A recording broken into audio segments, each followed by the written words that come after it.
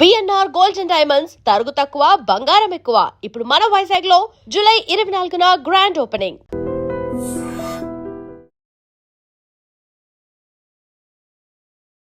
Welcome to I dream. నేను Udayasri. Present మనతో పాటు స్టూడియోలో బొనిగెల సాల్మన్ గారు ఉన్నారు. PMS and amphi registered mutual fund distributor. మాట్లాడదాం. నమస్తే సార్. నమస్తే మహోదయ. సార్, రీసెంట్ గా లలిత జ్యువెలర్స్ ఐపీఓలోకి వెళ్ళింది అని అన్నారు. అసలు ఐపీఓ అంటే ఏంటి? చాలా మంది చాలా కంపెనీలు ఐపీఓలోకి వెళ్తుంది అని అంటారు. అసలు ఈ ఐపీఓ అంటే ఏంటి? ఐపీఓలోకి వెళ్తే ఏం బెనిఫిట్స్ ఉంటాయి? ఇప్పుడు చూడండి, కంపెనీస్ రెండు రకాలు. ఒకటి ప్రైవేట్ లిమిటెడ్, రెండు public listed companies. Private limited companies అనుకోండి, సపోజ్ ఉదాహరణకి అందులో మీకు ఓనర్షిప్ ఈవెంట్ ఇవ్వరు. ప్రైవేట్ లిమిటెడ్ లో ఓనర్షిప్ ఇవ్వరు, వాళ్ళకి ప్రైవేట్ ఉంటది కాబట్టి.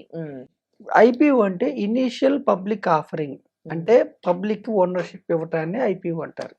ఓకే, పబ్లిక్ కి ఓనర్షిప్ ఇస్తారా? ఇనీషియల్ పబ్లిక్ ఆఫరింగ్, పబ్లిక్ ని పబ్లిక్ కి ఆఫర్ చేస్తున్నారు మొదటిసారి. ఇనీషియల్ మొదటిసారి మీరు కంపెనీలో ఓనర్షిప్ తీసుకోండి అని పబ్లిక్ ఆఫరింగ్ ఇస్తున్నారు. కాదు, ఇప్పుడు ఆల్రెడీ ఇప్పుడు లలిత జ్యువెలర్స్ తీసుకోండి, దానికి కిరణ్ కుమార్ ఓనర్ కదా, మళ్ళీ ఇంకా పబ్లిక్ కి ఓనర్షిప్. లలిత జ్యువెలర్స్ ప్రమోటర్ కిరణ్ కుమార్ గారు. ప్రమోటర్ అంటే ఆయన ఇంతకు ముందు వరకు ఆయన ఓనర్షిప్ ఆయన చేతిలో ఉంది. అయితే పబ్లిక్ ఓనర్షిప్ రాకముందు, పబ్లిక్ లిస్టెడ్కి రాకముందు అది ప్రైవేట్ ఈక్విటీలో ఉంటుంది. అంటే ఆయనతో పాటు కొంతమంది కూడా షేర్ హోల్డర్స్ ఉంటారు.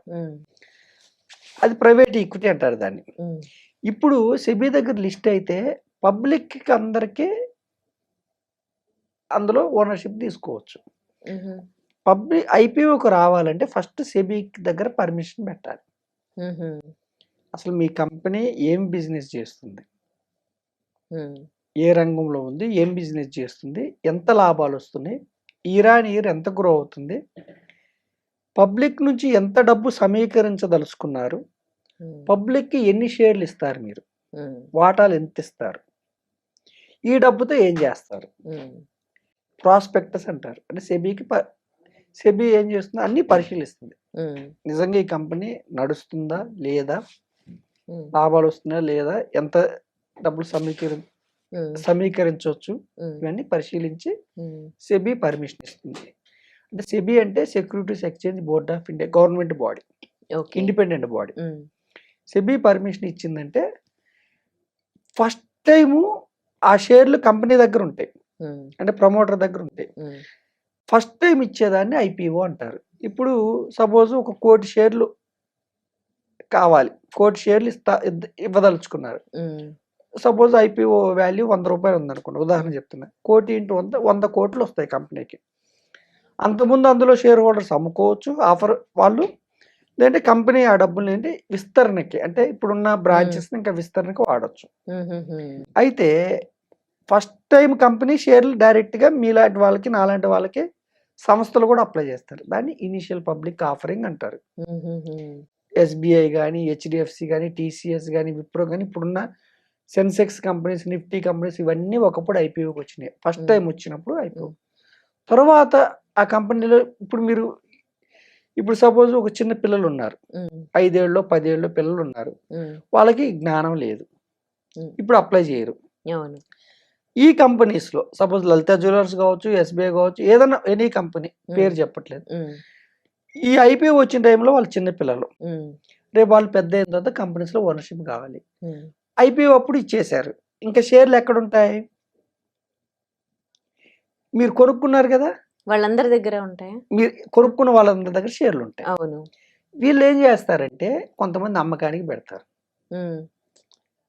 ఓకేనమ్మా, వీళ్ళు అమ్మకానికి పెట్టినప్పుడు కొనేవాళ్ళు ఎక్కువ ఉంటే ఆ షేర్ పెరుగుతూ ఉంటుంది. వీళ్ళు అమ్మకానికి పెట్టినప్పుడు కొనేవాళ్ళు ఎవరు లేకపోతే ఆ షేర్ తగ్గుతూ ఉంటుంది. అంటే డిమాండ్ అండ్ సప్లై. ఇంకా షేర్లు అయిపోయినాయి. ఒక కంపెనీ ఫస్ట్ టైం వచ్చినప్పుడు ప్రజలకు షేర్లు ఇచ్చేసింది, ప్రజలకు కానీ సంస్థలకు కానీ, మ్యూచువల్ ఫండ్ లాంటి ఇన్స్టిట్యూషనల్ ఇన్వెస్టర్స్ కానీ, ఇండివిజువల్ ఇన్వెస్టర్స్ కానీ.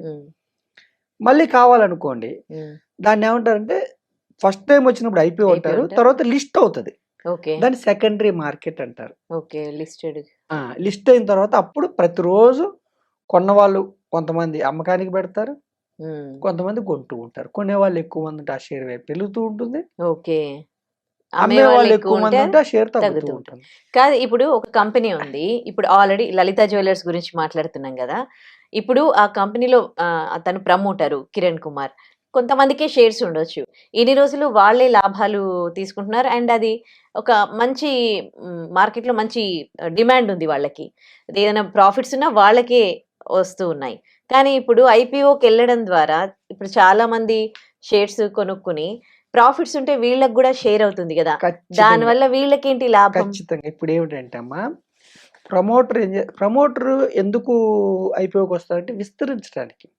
ఇప్పుడు మీరు ఒకే బ్రాంచ్ పెట్టారు. మీ లాభం లిమిటెడ్ ఉంటుంది. హ్మ్. 50 బ్రాంచులు పెరుగుతుంది. 100 బ్రాంచులు. అంటే మీ యొక్క బిజినెస్‌ని విస్తరించాలంటే ఐపీఓకి రావాలి. ఓకే. ఒక్కళ్ళ దగ్గర ఎంత డబ్బుంటుంది? హ్మ్. అదే మీరు అందరు ప్రజలు కలిసి డబ్బులు కుమ్మరిస్తే ఎక్కువ ఇప్పుడు బ్రాంచెస్ ఒకప్పుడు పెట్టొచ్చు, బ్యాంక్స్ ఎక్కువ కూడా లాభాలన్న. హెచ్‌డిఎఫ్‌సి బ్యాంక్ ఎన్నుండేయి దేశంలో? హ్మ్. ఐపీఓకి రావటం వల్ల కార్పస్ బిల్డ్ అవుతది. బ్రాంచీలు పెరుగుతది. ఐపీఓకి రావటం వల్ల కార్పస్ వచ్చిన తర్వాత ఎంప్లాయీస్ పెరుగుతారు. ఎకానమీ బూస్ట్ అవుద్ది. హ్మ్. అయితే ప్రతి సంవత్సరం లాభాలు వచ్చినాయనుకో, ఐపీఓకి వచ్చిన తర్వాత ఏంటంటే ప్రతి 3 నెలలకి రిజల్ట్స్ డిక్లేర్ చేయాలి. అంటే ఎంత అమ్మారు? హ్మ్. ఎంత టాక్స్ కట్టారు?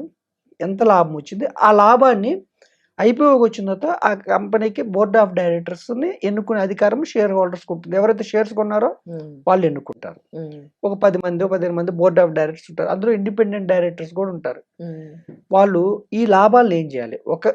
ఒక షేర్‌కి ఎంత ఇవ్వాలి? పంచాలి. దాన్ని హ్మ్. డివిడెండ్ అంటారు. హ్మ్. అంటే ఐపీఓకి వచ్చిన తర్వాత వచ్చిన లాభాల్ని డివిడెండ్స్ రూపేణా పంచుతారు. డివిడెండ్స్ ఇచ్చే కంపెనీస్ చాలా ఉన్నాయి. హ్మ్. ఇన్ఫోసిస్ గాని, కోల్ ఇండియా గాని, ఎన్‌టీపీసీ గాని అట్లా హ్మ్. చాలా ఉన్నాయి. అంటే కంపెనీస్ లాభాలను పంచుతారు. అది హ్మ్. డివిడెండ్. హ్మ్. కొంతమంది ఏం చేస్తారంటే సర్ప్లస్ పెట్టి ఇంకా విస్తరిస్తూ ఉంటారు. విస్తరిస్తే ఏమవుతుంది? ఇంకా పెరుగుతది బిజినెస్. హ్మ్. షేర్ వాల్యూ పెరుగుతూ ఉంటది. అంటే క్యాపిటల్ అప్రిసియేషన్ అవుతుంది. హ్మ్. వాళ్ళకేమిటి లాభం అంటే బిజినెస్ ఎక్స్‌పాండ్ అవుతుంది. లాభాలు పెరుగుతూ ఉంటాయి. హ్మ్. పబ్లిక్‌కి ఏంటి లాభం అంటే పెద్ద కంపెనీస్‌లో ఓనర్‌షిప్ తీసుకుంటారు. హ్మ్. ఓనర్‌షిప్ తీసుకున్న వాళ్ళు వీళ్ళకి డివిడెండ్స్ వస్తాయి. హ్మ్. డివిడెండ్స్ వస్తాయి. హ్మ్. తర్వాత ఏమవుతుంది? క్యాపిటల్ అప్రిసియేషన్ అవుతది లాంగ్ టర్మ్‌లో. హ్మ్. ఇయర్ ఆన్ ఇయర్ 20% ఎర్నింగ్స్ వచ్చాయనుకోండి. 20% షేర్ వాల్యూ పెరిగే అవకాశం ఉంటుంది. హ్మ్. మరి ఏమిటి నష్టం షేర్ హోల్డర్స్‌కి? ఒకవేళ ఆ కంపెనీ ఇప్పుడు ఈ సంవత్సరం సపోజ్ 100 కోట్ల లాభం వచ్చింది. నెక్స్ట్ ఇయర్ 200 కోట్లు వచ్చిందనుకోండి. షేర్ డబుల్ అయ్యే అవకాశం ఉంది. హ్మ్. 100 కోట్ల లాభం నెక్స్ట్ ఇయర్ 50కి పడిపోయిందనుకోండి. హ్మ్. షేర్ వాల్యూ పడిపోయే అవకాశం ఉంటుంది. హ్మ్. ఓకే. తర్వాత ప్రజలు ఏం చేయాలంటే ఇండివిడ్యువల్ షేర్స్ తీసుకున్నప్పుడు హ్మ్. ప్రమోటర్ వాటా సపోజ్ 50%, 60% నుంచి మిగతా 40%, 30% ప్రజలకి పబ్లిక్‌కి ఆఫర్ చేస్తారు కదా! హ్మ్. ప్రమోటర్ వాటా తగ్గించుకుంటూ ఉన్నారనుకోండి. హ్మ్. ప్రమోటర్ వాటా తగ్గించుకుంటున్నారు. అవన్నీ గమనించాలి. అంటే హ్మ్. ఎంత అప్పు ఉంది కంపెనీకి? హ్మ్. అప్పు ఎక్కువ చేస్తున్నారా? అప్పు తీరుస్తున్నారా? హ్మ్. డివిడెండ్స్ ఏం చేస్తున్నారు? అంటే హ్మ్. సర్ప్లస్ అమౌంట్ లాభాలను ఏం చేస్తున్నారు? హ్మ్. డివిడెండ్స్ ఇస్తున్నారా? విస్తరణకెళ్తున్నారా? హ్మ్. ప్రమోటర్ వాటా పెంచుకుంటున్నాడా? తగ్గించుకుంటున్నాడా? హ్మ్. ఫస్ట్ టైమ్ కంపెనీని ఫార్మ్ చేసిన వ్యక్తి ప్రమోటర్. హ్మ్. ఇప్పుడు అంబానీ గారి స్టాక్స్‌కి అంబానీ గారు ప్రమోటర్. అదానీ గారి కంపెనీస్‌కి అదానీ గారు. ఓకేమ్మా. అలాగే టాటా, రతన్ టాటా గారు. అలా ఇప్పుడు లలిత జ్యువెలర్స్‌కి ప్రమోటరు ఆయన కిరణ్ గారు. హ్మ్. అయితే మనం ప్రజలకి ఏం చెప్తుంటే ఎప్పుడు కూడా సింగిల్ స్టాకు అవును. ప్రమాదం. అదే. ప్రమాదం అంటే మ్యూచువల్. నాలెడ్జ్ ఉండాలి. హ్మ్. స్టాక్స్ కొనొద్దని చెప్పట్లా మనం. హ్మ్. నాలెడ్జ్ ఉండాలి. అందుకని మనం ఒక ఇప్పుడు multiple. Multi group of stocks కొన్నారనుకోండి. సపోజ్ మ్యూచువల్ ఫండ్స్ ద్వారా మీరు తీసుకున్నారనుకోండి. హ్మ్. ఈ ఈ మీరు చెప్పిన కంపెనీ వీళ్ళ దృష్టిలో మంచి కంపెనీ, బిజినెస్ చేస్తారనుకుంటే వీళ్ళు కూడా కొంటారు ఐపీఓలో. హ్మ్. మ్యూచువల్ ఫండ్స్ వాళ్ళు కొంటారు. మనం కొనే పని లేదు. హ్మ్. వాళ్ళు ఓకే. చూసుకుంటారు. బ్యాలెన్స్ అదే. షీట్స్ అదే. వాళ్ళెళ్లి ఓకే. ఈ కంపెనీ కూడా యాడ్ అవుతుంది దాంట్లో. పరిశీలిస్తారు. ఆ! ఇప్పుడు మ్యూచువల్ ఫండ్స్ అన్ని కళ్యాణ్ జ్యువెలర్స్‌ని పెట్టుకున్నాయి. హ్మ్. ఏది వాళ్ళ యొక్క పోర్ట్‌ఫోలియోలో. కళ్యాణ్ జ్యువెలర్స్‌లో మీరు ఓనర్‌షిప్ ఆల్రెడీ ఉంటుంది. ఐపీఓలో ఉంది అది. ఎప్పుడో వచ్చింది కళ్యాణ్ జ్యువెలర్స్. ఓకే. టైటాన్ ఇప్పుడు హ్మ్. తనిష్క్ హ్మ్. జ్యువెలర్స్ హుహు. ఉంది. అట్లా ఇప్పుడు ఇదొచ్చింది. ఓకే. ఓకేనమ్మా. అలా మనమే ఇండివిడ్యువల్‌గా ఓనర్‌షిప్ తీసుకోవాలని ఏం లేదు. హుహు. ఇండెక్స్ ఫండ్స్ ద్వారా అంటే ఇండెక్స్‌లో ఆ కంపెనీ ఉంటే ఇండెక్స్ ఫండ్స్‌లో కూడా ఓనర్‌షిప్ వస్తుంది మీకు. హ్మ్. ఇండెక్స్ ఫండ్స్ ద్వారా తీసుకుంటే కూడా ఓనర్‌షిప్ వస్తుంది. లేదంటే మ్యూచువల్ ఫండ్స్ ద్వారా తీసుకుంటే ఆ ఫండ్ మేనేజర్ ఈ కంపెనీకి ఆ ఎలిజిబిలిటీ ఉంది. బాగా పెర్ఫార్మ్ చేస్తుందనుకుంటే వాళ్ళు కూడా కొంటారు. సో ఐపీఓ అంటే ఫస్ట్ టైం షేర్లు ఇవ్వటాన్ని ఐపీఓ అంటారు. ఒకసారి మీరు కొనుక్కున్న తర్వాత లిస్టెడ్. లిస్ట్ అయిన తర్వాత మళ్ళీ మీరు కొనుక్కోవాలంటే ఇప్పుడు చిన్నగా ఉన్న వ్యక్తులు 5 ఏళ్ళు 10 ఏళ్ళు ఉన్న వ్యక్తులు రేపు 20 ఏళ్ళ తర్వాత కొనుక్కోవాలని ఐపీఓలో కొనలేరు కదా. ఇక అది సెకండరీ మార్కెట్ అంటారు. అది డిమాండ్ అండ్ సప్లైని బట్టి షేర్ వాల్యూ పెరగటం తగ్గటం ఉంటుంది. ఎస్బీఐ, హెచ్డిఎఫ్సి, టీసీఎస్ ఎప్పుడో వచ్చాయి ఐపీఓకి. ఇప్పుడు మనకు కావాలంటే ఎవరైతే ఆ షేర్లు కొనుక్కొని ఉన్నారో వాళ్ళ దగ్గర నుంచి కొనుక్కోవాలి మనం. అదే షేర్ వాల్యూ ఇప్పుడు ఎక్కువ ఉంటది కూడా. అల్టిమేట్ గా కంపెనీస్ కి లాభాలు వస్తే షేర్ వాల్యూ పెరుగుతుందమ్మా. కంపెనీస్ కి నష్టాలు వస్తే షేర్ వాల్యూ పెరుగుతుంది. అంటే షేర్ వాల్యూ ఎప్పుడు కూడా స్లేవ్స్ ఆఫ్ ది ఎర్నింగ్స్. గుడ్డిగా ఏం పెరగదు. షార్ట్ పీరియడ్ లో గుడ్డిగా అటు ఇటుగా, గుడ్డిగా అంటే షార్ట్ పీరియడ్ లో కొంచెం వివిధ కారణాలు ఉంటాయి, కానీ దీర్ఘకాలంలో కంపెనీ షేర్ వాల్యూ ఎప్పుడు కూడా ఎర్నింగ్స్ బాగుంటేనే షేర్ వాల్యూ పెరుగుతుంది. Thank you so much for the information sir. Thank you మహోదయ. అయితే ఏంటంటే అమ్మా, ఇక్కడ కంపెనీ పేర్లు మనకు ప్రజలకు అర్థం కావాలని చెప్పాం, కానీ అది కొనమని మన రికమెండేషన్ కాదు, అమ్మమని రికమెండేషన్ కాదు. ఎస్బీఐ కానీ, హెచ్డిఎఫ్సి కానీ, లలితా జ్యువెలర్స్ కానీ, ఏదైనా కానీ మనం కేవలం ప్రజలకు అర్థం కావాలని ఎగ్జాంపుల్ కింద తీసుకున్నాము. మన ఎప్పుడు కూడా నేను common man group of companies అయితే మీకు రిస్క్ తక్కువ ఉంటుందని నేను ప్రిఫర్ చేస్తూ ఉంటాను. జస్ట్ ఇది అర్థం చేసుకోండి అంతే. Okay, right. Thank you sir. Thank you అమ్మా. And for more videos, Please subscribe to iDream. Please subscribe to iDream. Please subscribe iDream. And please subscribe to iDream. For more videos, subscribe to iDream. please like, share and subscribe to the channel. Congratulations, iDream. Subscribe to iDream. Subscribe to iDream. So subscribe to iDream Media.